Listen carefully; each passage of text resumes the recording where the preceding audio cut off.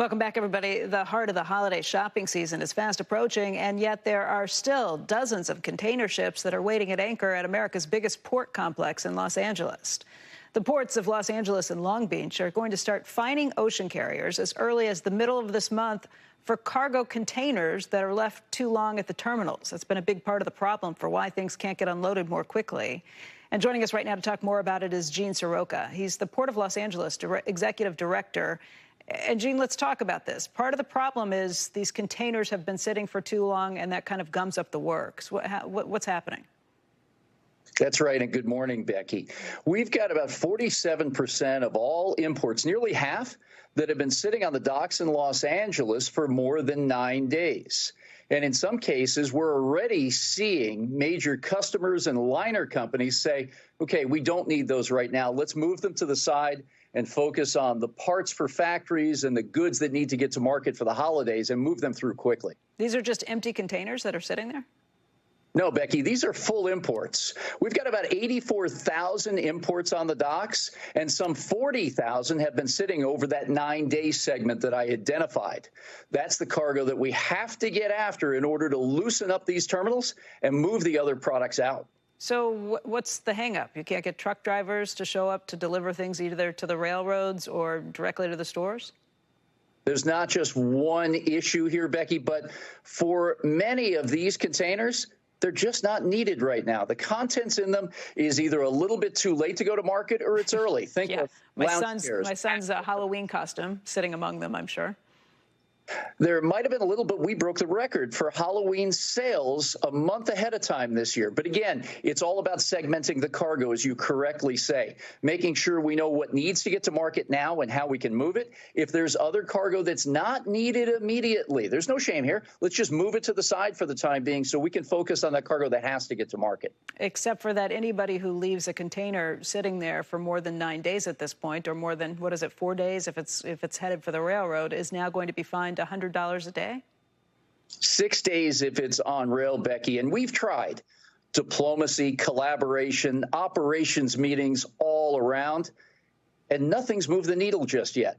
This is a last resort and one that I didn't want to have to take, but we're starting to see movement. Folks are coming to the table with these daily and twice daily video meetings to try to figure out what their plans are, liner shippers, importers, and how we're going to move this cargo away and get the others in moving forward. Who would have to pay the fee? Is it the shipping company or the importer?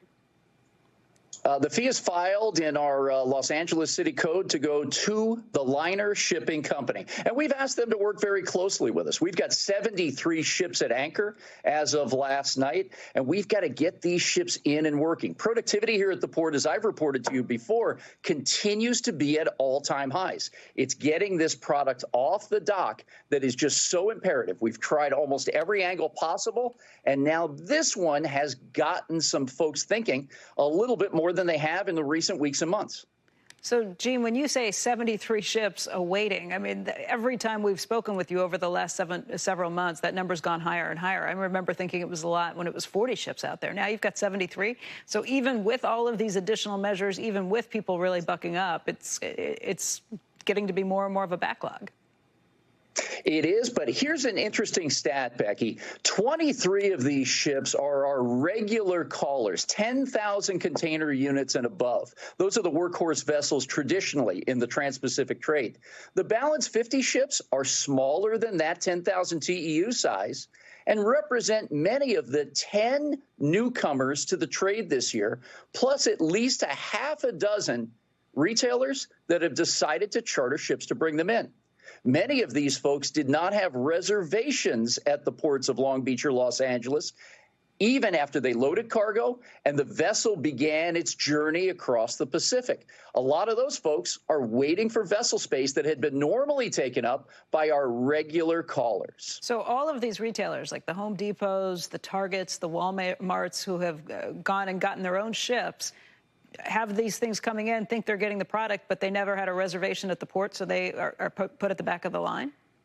In many cases, they're calling to try to make those reservations with our private sector marine terminal operators as they come across the Pacific. Very unique, loading containers up, trying to meet factory requirements and then get going. But part and an integral piece of this entire supply chain is making sure you have a windows-based arrival, an appointment here at the port to bring your vessel in, have longshore labor ready to work that ship and go. And with the additional number of new callers that we've had over the last several months, this is something that's been very interesting to watch. We're trying to hustle these folks in wherever we have a gap in time, which is few and far between, to get those vessels worked as well. But they make up 50 ships that are sitting at anchor, and they tend to be relatively smaller in size. Is that a less efficient way of doing things because they're smaller?